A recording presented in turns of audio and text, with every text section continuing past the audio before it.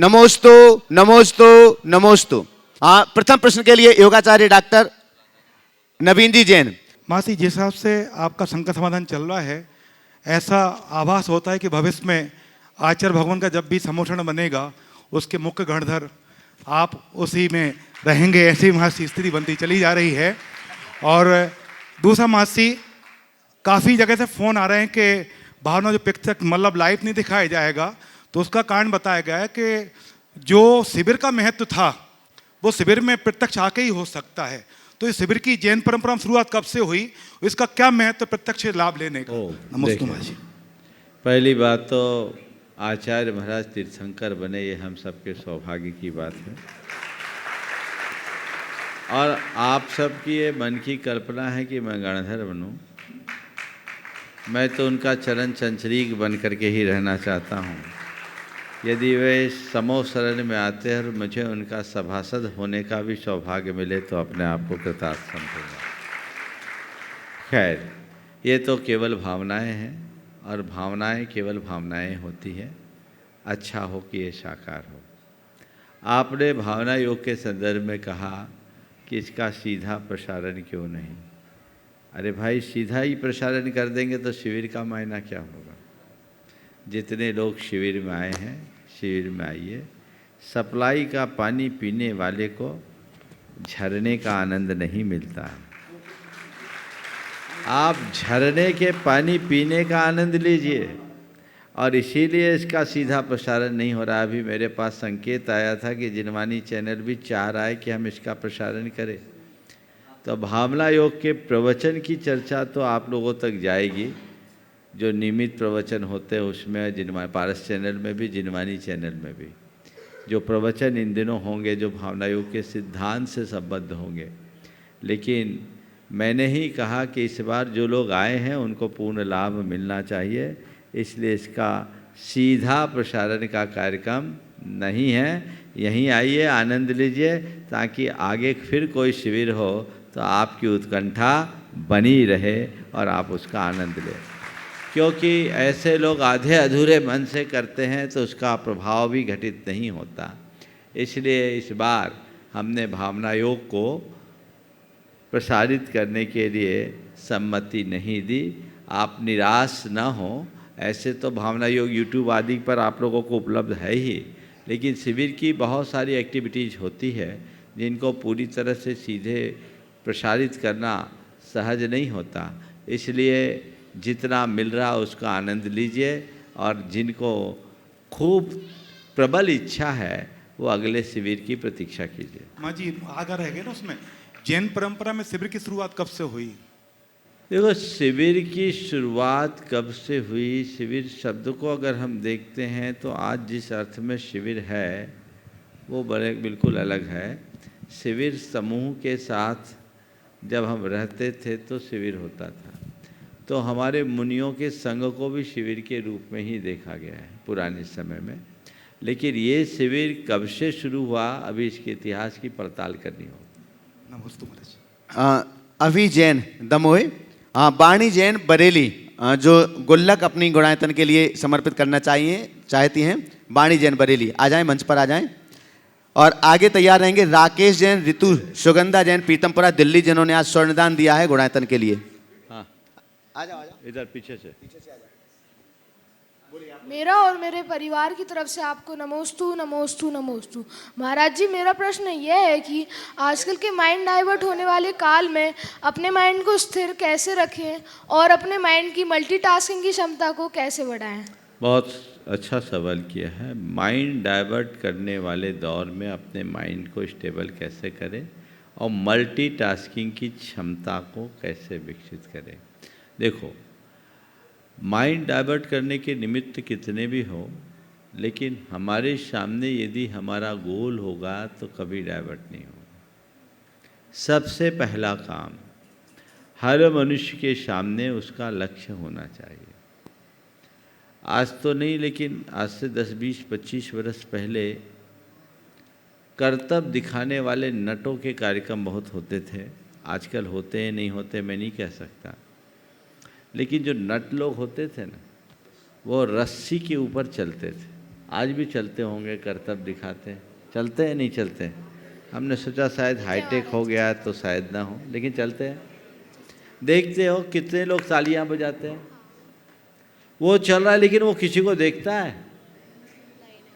वो किसे देखता है? अपने टारगेट को देखता है, क्योंकि उसे पता है इधर उधर की देखा तो मैं गिरा तो उल्टी तालियां बजने लगेगी। सफलता उसे ही मिलती है जिसके सामने केवल और केवल उसका लक्ष्य होता है। यदि तुम्हारे सामने तुम्हारा लक्ष्य होगा तो तुम्हारा माइंड कभी डाइवर्ट नहीं होगा। जैसे पढ़ाई करना है, पढ़ाई करते समय पढ़ाई ही करना है, ये लक्ष्य लेकर के बैठो। उस समय खेलने का, मोबाइल पे बात करने का, सोशल मीडिया में एक्टिव होने का, घूमने का, फिरने का मन आए, मन को नहीं, ये सब बातें बाद में। ये समय मैंने पढ़ाई के लिए सुनिश्चित कर रखा है और इस समय मुझे केवल और केवल पढ़ाई करनी है, तो मन डाइवर्ट नहीं होगा। तो मन को डाइवर्ट होने से बचाने के लिए पहली बात, हमेशा अपने लक्ष्य को सामने रख करके चलो, समझ गए? दूसरी बात, जो लक्ष्य पोषक निमित्त है उनका आश्रय लो। जो हमारे लक्ष्य के लिए सपोर्टिंग है उनके साथ रहो। महाराज जी कैसे? बता रहा हूँ, जो हमारे लक्ष्य के लिए सपोर्टिंग है, यानी जो हमको अच्छा मोटिवेशन देते हो, जो हमको अच्छा गाइडलाइन देते हो, गाइडेंस देते हो, हम उनके कांटेक्ट में रहें। और इसके विरुद्ध जो निगेटिव है उनसे दूरी रखो, समझ गए? तो इससे हम अपने लक्ष्य की ओर बढ़ सकेंगे, अपने मन को डाइवर्ट करने से बचा सकेंगे। अपनी प्रायोरिटीज को भी फिक्स करो, जिस समय मेरी जो प्रायोरिटी है मुझे वही करना है। यदि ऐसा फिक्स कर लेते हैं तो हम अपने लक्ष्य के बहुत निकट जा सकते हैं। पूछा मल्टीटास्किंग की योग्यता कैसे विकसित करें? मैं कहूँगा मल्टीटास्किंग तो होनी ही नहीं चाहिए। मल्टीटास्किंग तो एक बीमारी है। जो मल्टीटास्किंग करते हैं वो कंफ्यूज होते हैं, उनका कोई काम नहीं होता। हमारे यहाँ एक बहुत पुरानी कहावत है, एक साधे सब सधे, सब साधे सब जाए, समझ गए? तो मल्टीटास्किंग से बचो। पढ़ भी रहे हो, उसी समय लिख भी रहे हो, बोल भी रहे हो और काम भी कर रहे हो, तो कोई भी काम पूरा नहीं होगा, है ना? आप लोग भी कर लेते हैं, प्रवचन सुनते हैं, शंका समाधान सुनते हैं, माला भी गिनते रहते हैं, एक साथ दो काम, इधर प्रवचन भी सुन रहे हो और माला भी गिन रहे हैं, चलता रहता है। कहता है महाराज जी हमारी सामायिक उसी में हो जाती है, भगवान जाने सामायिक होती कि क्या होती। तो क्यों, सही बोला कि नहीं बोला? तो मल्टीटास्किंग से बचना चाहिए, समझ गए? हाँ, अपने परफॉर्मेंस को स्ट्रांग बनाओ और अपने परफॉर्मेंस को, वर्क एफिशिएंसी को स्ट्रांग बनाना चाहते हो तो उसके लिए भावना योग करो। भावना योग में ही आए हो क्या? नहीं आए हो? चलो, भावना योग करोगे तो उसका बहुत लाभ मिलेगा। चलिए आगे। वाणी जैन बरेली आ जाएं और प्रश्न करने के लिए राकेश अपनी गुल्लक समर्पित कर दें। और सुभाष जी जैन, चलिए यहीं रख दो। सुभाष जी जैन आ जाएं और यहाँ से ये गुल्लक ले लें। हाँ ठीक है। और ये अंगूठी जो भी आपको देना है आप कार्यालय में देंगे। ललितपुर प्रबंधक प्रकाश चंद सौर्या, गुणमाला सौर्या, अभिनव प्रीति जैन सौर्या, आयुषी अन्य संध्या जैन सौर्या, उन्होंने एक अंगूठी दी है, आप एक कार्यालय में देना, वहीं पर रसीद बनेगी। आशीर्वाद ले लो यहाँ से, बाकी अपने स्थान पर चलेगा। दिल्ली वाले अपना प्रश्न रखेंगे और इसके बाद तैयार रहेंगे डॉक्टर संजीव जी सराफ, वाराणसी। दोनों महाराज जी के चरणों में त्रिवार नमोस्तु नमोस्तु नमोस्तु। हे महाराज श्री, आज आपने प्रवचन में उपकार के बारे में बताया था, तो मेरा प्रश्न यह है महाराज जी कि हमने अपने माँ बाप के प्रति जितना हो सकता था किया, आज वो हमारे बीच में नहीं, तो और हम उनके लिए क्या कर सकते हैं? देखिए, माँ बाप के लिए आपने किया, बहुत अच्छी बात है। आज आपके बीच में नहीं है, फिर भी उनके लिए करने की उमंग आपके हृदय में, ये बहुत प्रशंसनीय है और ऐसा लक्षण होने ही चाहिए। आपने पूछा उनके लिए हम क्या कर सकते हैं? बस उनके आदर्शों पे चलो, यही उनके उपकार का प्रत्युपकार है। जितना बन सके हम उनके आदर्शों पे चले और उनके नाम को अपने आचरण से जीवंत कर दे, यही सबसे उत्तम। दूसरा महाराज जी, आपने आज स्वाध्याय में समय सार में ये आया था कि अप्रमत्त स्थान वाला ही ज्ञानी होता है, तो फिर सावक क्या करें? अब वो शावक यही है कि जंद फंद से मुक्त होकर अप्रमत्त बने, और जब तक नहीं बन पा रहे हैं तो जो ज्ञानी है उनका सत्संग करें। डॉक्टर संजीव सराफ, वाराणसी, आगे तैयार रहेंगे। शोभा जैन कालिदास जी छाबड़ा, जियागंज। परम पूज्य गुरुवर मुनि श्री प्रमाण सागर जी महाराज के चरणों में सादर नमोस्तु। गुरुदेव, भावना योग शिविर में एक शिविरार्थी के रूप में आया हूँ, इसलिए भावना योग पर ही एक छोटी सी शंका है जिसका समाधान आप हमेशा देते रहे हैं। यहाँ पर बताना चाहूँगा पूरे देश विदेश के लोगों को कि भावना योग महाराज जी ने खुद अपने आप पे प्रयोग करके ही आप तक पहुँचाने का ये कार्य किया है।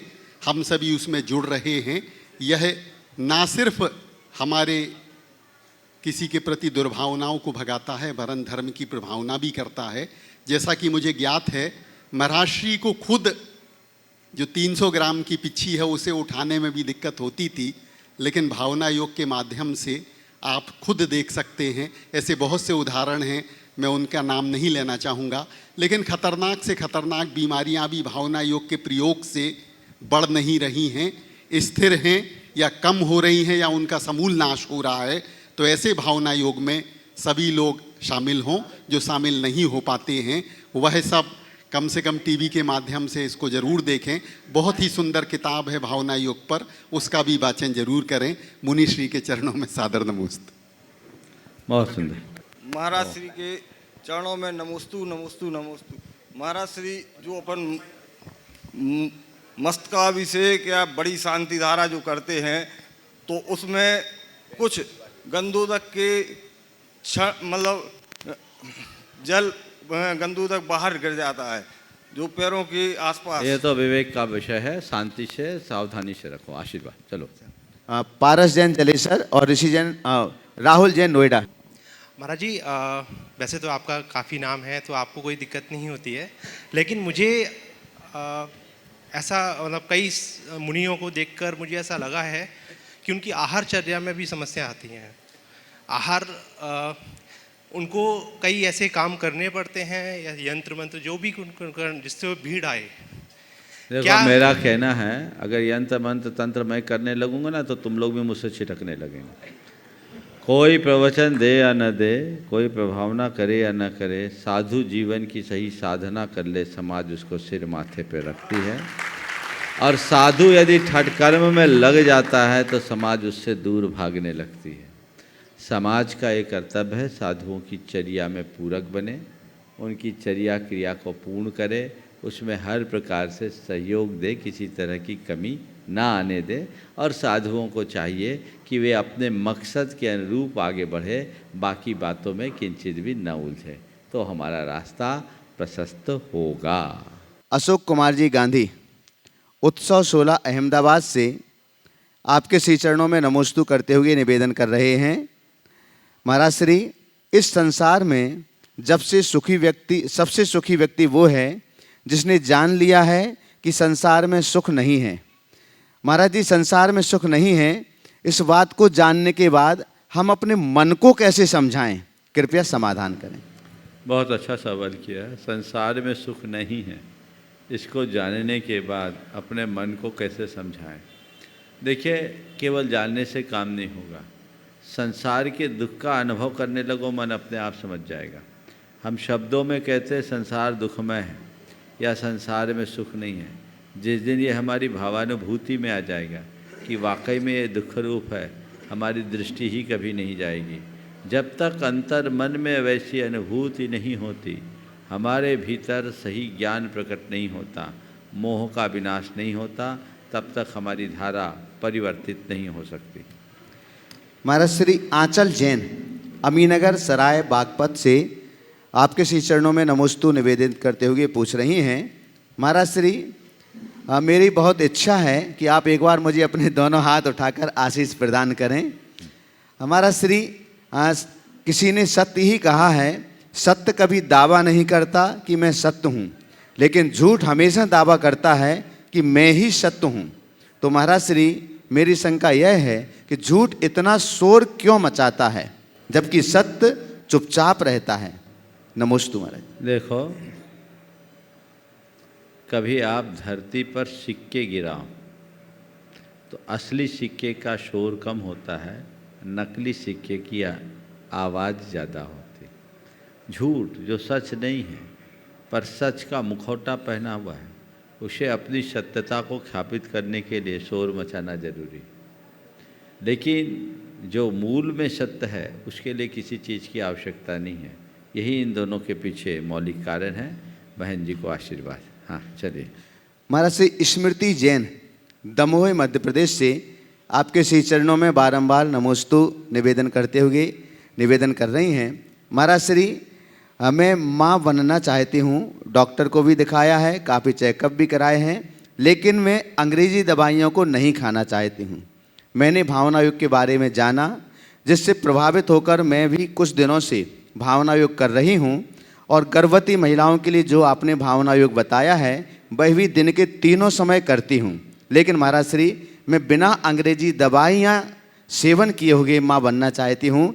मैं इसके लिए भावना योग की और कौन सी कमांड दूँ? देखिए, भावना योग जो गर्भवती महिलाओं के लिए है वो अपने आप में परिपूर्ण है। आप उसे कीजिए, निश्चित फ़ायदा होगा। और अगर आप किसी बीमारी से ग्रसित हैं पहले से, तो आप उसके लिए चिकित्सा ले सकते हैं और एलोपैथी का विकल्प जो आयुर्वेद रूप में है वो भी ले सकते हैं। आप उसके अनुरूप देख सकते हैं या अन्य विशेषज्ञों से सलाह लें। और यदि ऐसी आपको कोई बीमारी नहीं है तो आप डॉक्टरों के चक्कर में न आए। नियमित खान पान करें, नियमित दिनचर्या रखें, सारी चीज़ें आपके अनुकूल हो जाएगी। महाराज श्री दिनेश पटेल मानदरम गोवा से आपके श्री चरणों में बारंबार नमोस्तु करते हुए निवेदन कर रहे हैं। महाराज श्री, मैं बहुत ही गहरे डिप्रेशन में चला गया था। प्रतिदिन आपके शंका समाधान देखता हूँ और प्रवचन भी सुनता हूँ। जाति से जैन तो नहीं हूँ, लेकिन आपके भावना योग करने से अब मैं डिप्रेशन से पूरी तरह से ठीक हो गया हूँ, बाहर आ गया हूँ।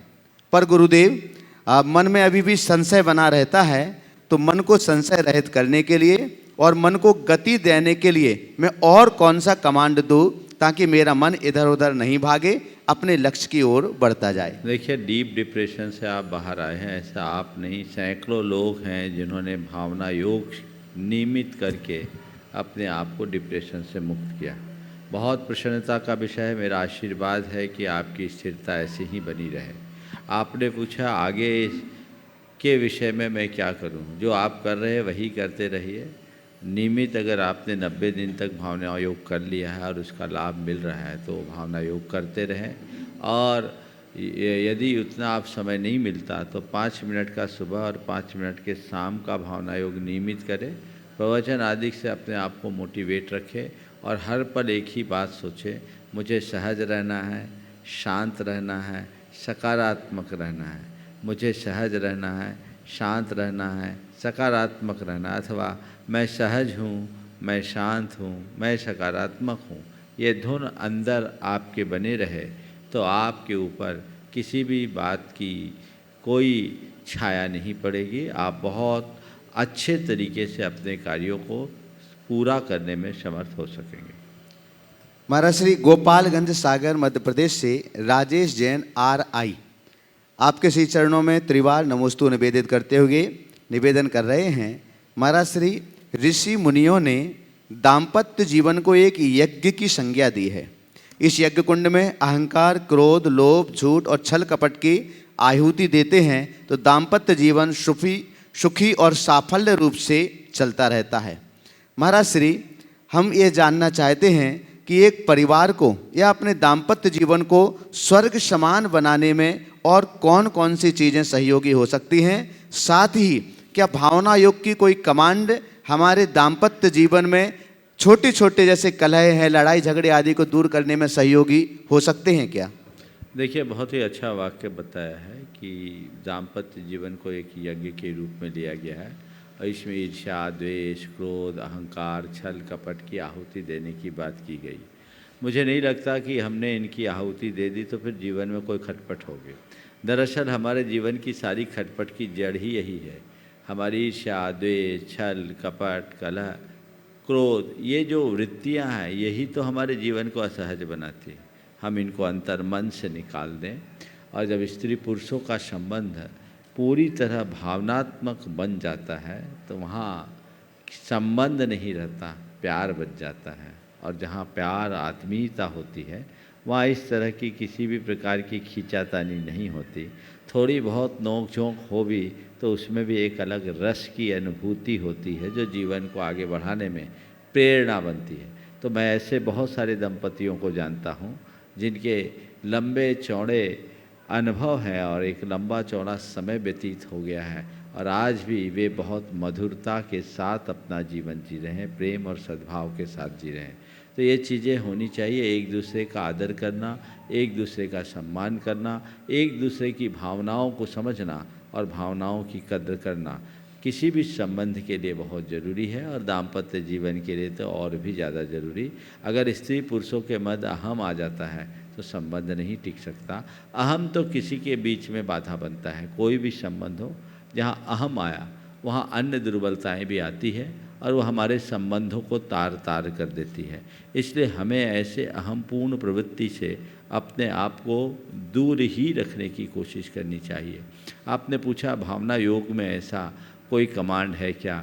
मैं तो कह रहा भावना योग में अपने आप सारे कमांड हैं, आप उनको कीजिए, आपके हर प्रकार के संबंध मधुर हो सकेंगे और आप अपने जीवन को बेहतर बना सकेंगे।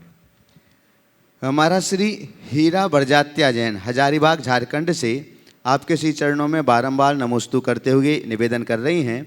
महाराज श्री, कुछ समय पहले भावना योग प्रतियोगिता हुई थी और उसमें मुझे दूसरा स्थान मिला हुआ था। आपके चरणों में कोटि कोटि नमन।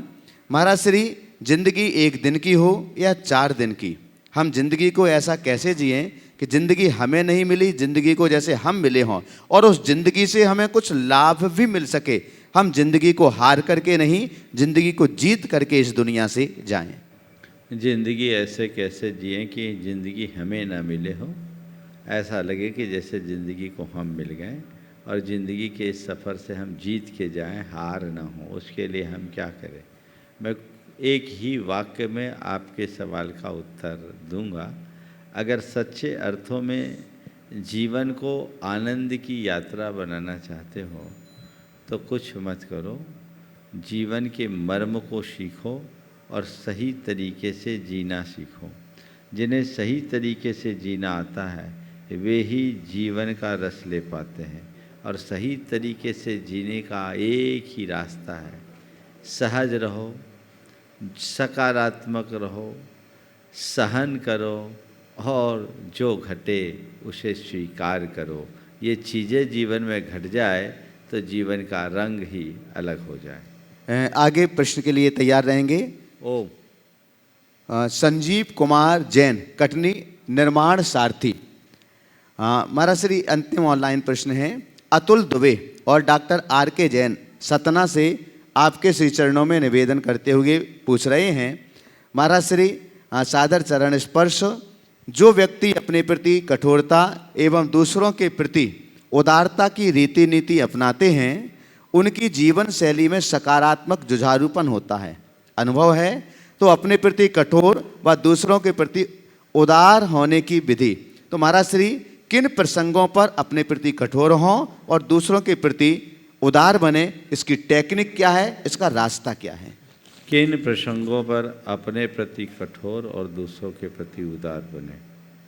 मैं तो ये कहूँगा, जब खुद पर दुख आए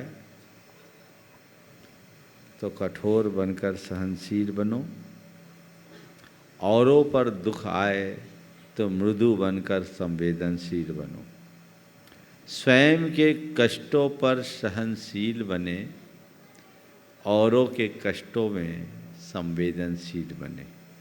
ये दोनों बातें हमारे अंतरंग में यदि घटित हो जाए तो तय मान करके चलिएगा, हमारे जीवन में वह गुण आएगा कि हम अपने प्रति कठोर होंगे, औरों के प्रति मृदु होंगे। तुलसीदास जी ने इस बात को बहुत अच्छे तरीके से रामचरितमानस में लिखा। उन्होंने लिखा, परहित सरिस धर्म नहीं भाई, पर पीड़ा सम नहीं अधूर। संत हृदय नवनीत समाना, आगम निगम। संत हृदय नवनीत समाना, कहीं कविन पर कह नहीं जाना। लोग कहते कि संतों का हृदय नवनीत के समान होता है। तुलसीदास जी कहते ऐसा कविगण कहते पर वो कहना नहीं जानते। संतों का हृदय नवनीत के समान नहीं होता। बोले कैसा होता? बोले उससे अलग होता। बोले क्यों? निज परिताप द्रवे नवनीता, पर परिताप हु संत पुनीता। जो अपने ऊपर आँच लगने पर पिघले वो नवनीत है, और जो औरों पर आँच आने पर पिघले वो संत है। खुद की पीड़ा को सहो और दूसरों की पीड़ा में द्रवीभूत हो जाओ। खुद की पीड़ा को पीना सीखो और दूसरों की पीड़ा को हरना सीखो।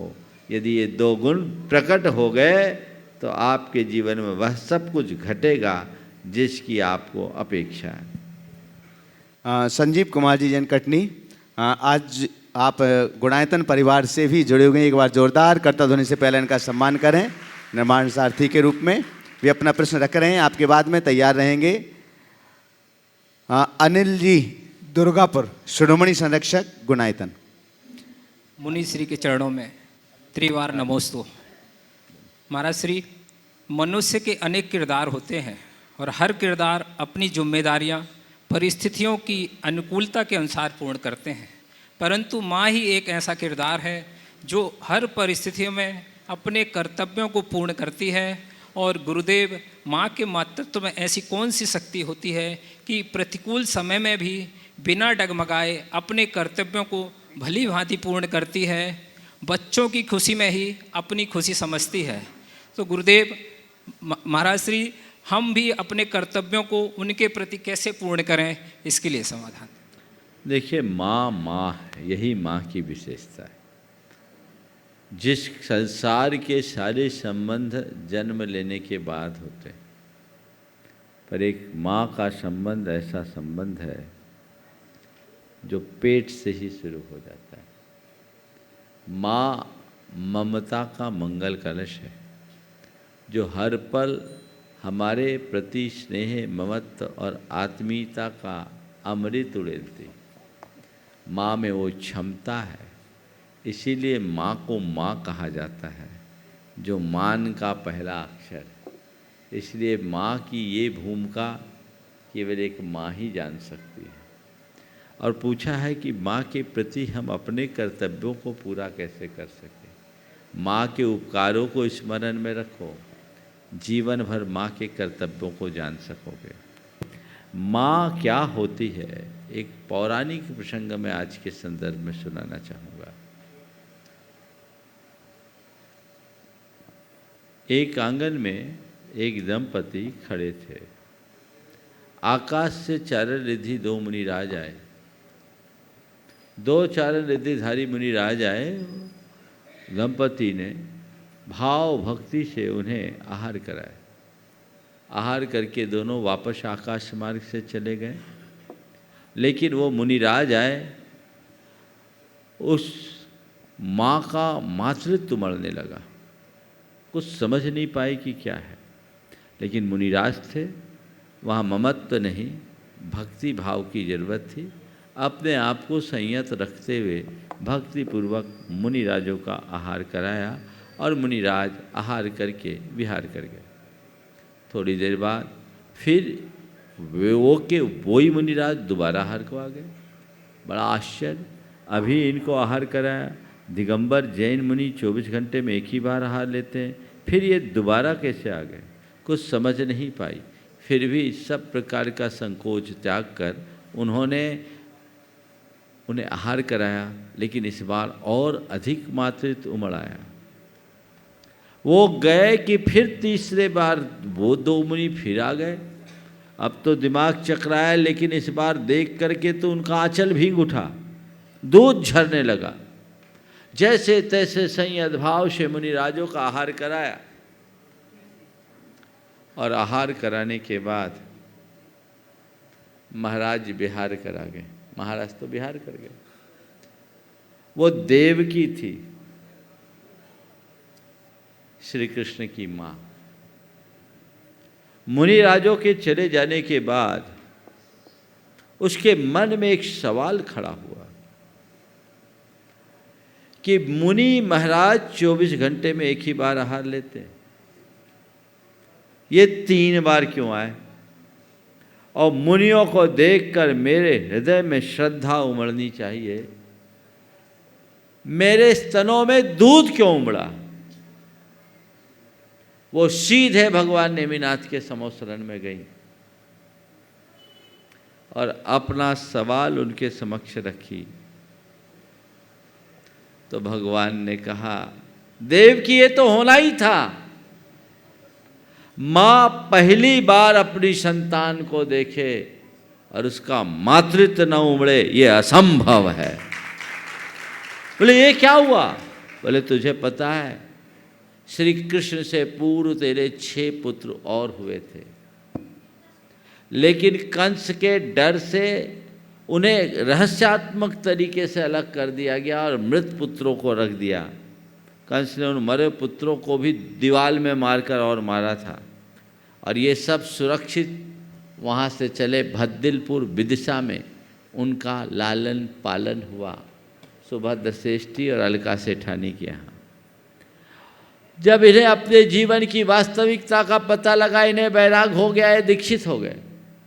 इन्होंने न तो आज तक तुम्हें देखा था, न तुमने इन्हें देखा, लेकिन एक अरसा बीतने के बाद आज आहार के निमित्त तुम्हारे आंगन में आई, तुम्हारी पहली दृष्टि इन पर पड़ी, इसलिए तुम्हारा मातृत्व छलक आया। ये माँ है। काश लोग माँ के मातृत्व को समझ पाए, उसके उपकारों का स्मरण रख पाए, तो जीवन की दिशा दशा सब बदल जाए। अनिल जी, अमिता जी दुर्गापुर, गुणायतन के शिरोमणि संरक्षक। आगे तैयार रहेंगे डॉक्टर वीरचंद जी, विनीता जी अग्रवाल, बनारस। नमोस्तु गुरुदेव। गुरुदेव, प्राय देखने में आता है कि गुणवान व्यक्तियों के अंदर भी आत्ममुग्धता का अवगुण उत्पन्न हो जाता है। प्राय देखने में आता है कि गुणवान व्यक्तियों में भी आत्ममुग्धता का अवगुण उत्पन्न हो जाता है। और गुरुदेव इतना ही नहीं, वो खुद तो प्रशंसा सुनना उनको अच्छा लगता है और खुद भी अपने मुंह से अपनी प्रशंसा करते हैं।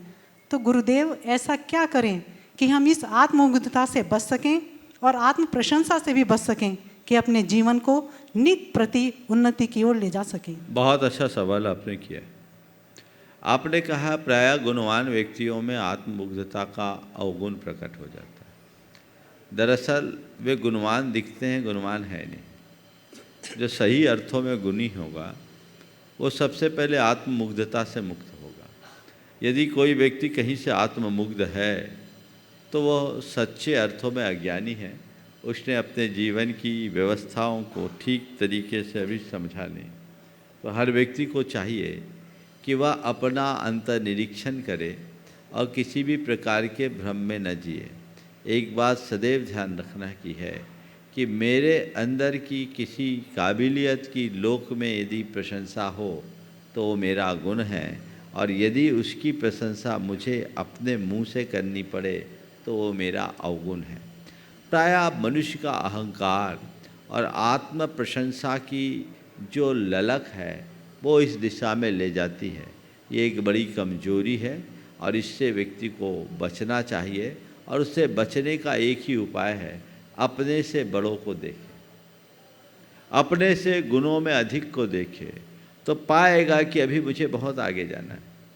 प्रायः जो व्यक्ति आत्मश्लाघा से, आत्म प्रशंसा से ग्रसित होते हैं, वे अपने आप को अपूर्ण अवस्था में ही पूर्ण मानने का भ्रम पाल लेते हैं।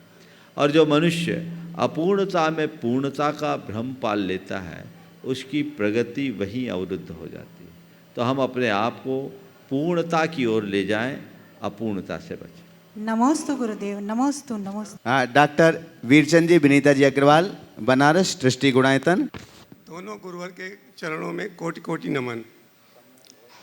हे गुरुवर, नित्य भावना योग करते समय सोहम सोहम का भाव करते समय हाँ बोलो। विधेय विधेय की भावना अंदर से शरीर जैसे विधेय की भावना करता हूँ, तो सोहम के समान ही शुद्धोहम, स्वस्थोहम से लेकर के और शांतोहम सभी आत्मदशा ही है, तो सब में ही विधेय की भावना करनी चाहिए। कर सकते हैं। हाँ, और एक प्रश्न और महाराज इसमें इसी में कि क्या भावना योग से कर्म निर्जरा भी होती है? क्यों नहीं होती, जरूर बिल्कुल- होती। बिल्कुल होती है। चलिए। नमस्ते। हाँ, श्रीमती चंद्रकला जी पाटनी, रांची। मेरी तरफ से जगत के सब जीवों की तरफ से दोनों मुनि राजों के चरणों में नमोस्तु। महाराज श्री, जब कोई व्यक्ति धर्म मार्ग में आता है तो उसके अंदर कौन से गुण प्रकट होने चाहिए और कौन से अगुण रहित होने चाहिए? बहुत अच्छा सवाल है। धर्म मार्ग में रहने वाले व्यक्ति के अंदर कौन से गुण प्रकट होने चाहिए और कौन से गुण नहीं होने चाहिए, खत्म होने चाहिए, अवगुण खत्म होने चाहिए।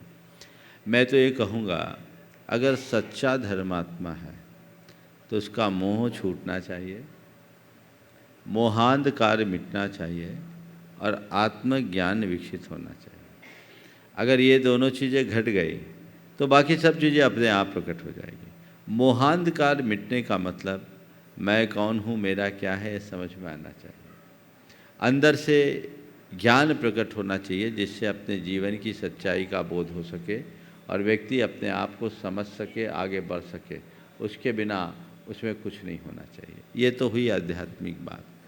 अगर व्यवहारिक दृष्टि से किसी व्यक्ति से बात की जाए, कोई धार्मिक व्यक्ति अपने जीवन में अच्छाई को ग्रहण करना चाहता है और बुराई को मिटाना चाहता है, तो उसके अंदर अपने दोष देखने का गुण आना चाहिए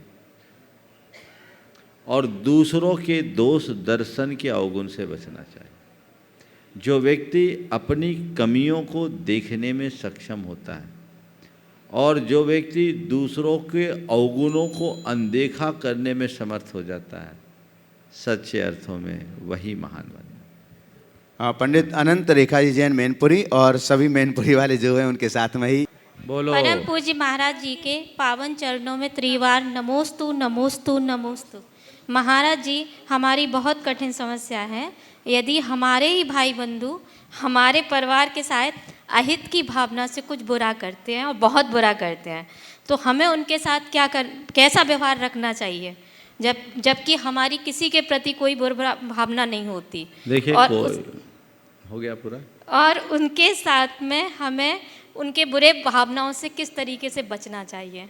देखिए, अगर कोई भी व्यक्ति, अब चाहे वो अपना हो या पराया, यदि हमारा अहित का भाव करता है, अहित करने का प्रयास करता है,